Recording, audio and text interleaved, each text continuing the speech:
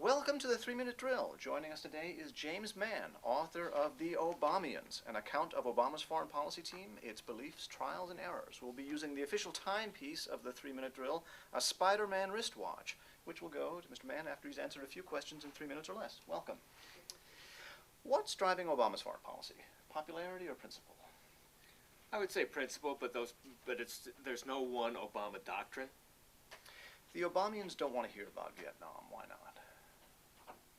It's 2 generations ago, and they think it hampers their freedom of action. They associate it with older people. Well, why is being ignorant of history helpful? Very good question. Who is the most disaffected Obamian? I would say, well, several people have left. Dennis Blair, I would say, who was the first head of the National Intelligence Council. Why?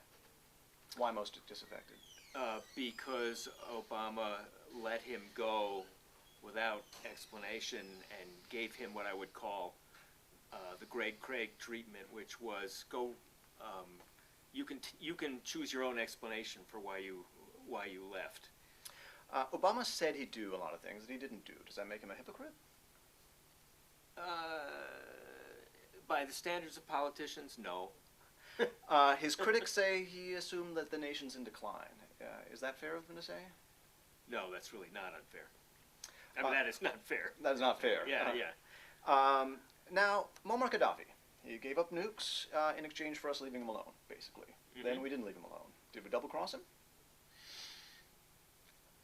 No. Why not? That wasn't part of the deal.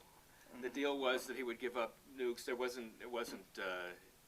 We didn't sign on to gross violations of human rights and mass killing. Right. So there was no Part B. Now, who was more forthcoming when you work on your book, Vulcans or Obamians, compared to the last book? I would say about the same. About the same. On a scale of 5 to 10? 5 to 10. Yeah. Well, 0 to 10. Let's give it more range. Yeah, I would give them a 5. Some of them get as high as maybe 7. That's about as high as these people get. What was Obama's biggest foreign policy blunder?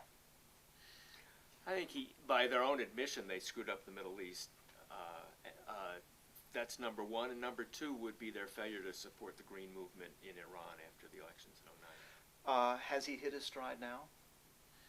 I think so. Yeah, yeah. It took a while. There were a lot of twists and turns they don't even acknowledge on things like Afghanistan and their military strategy. But yeah, I think they're at their, they're at stride now.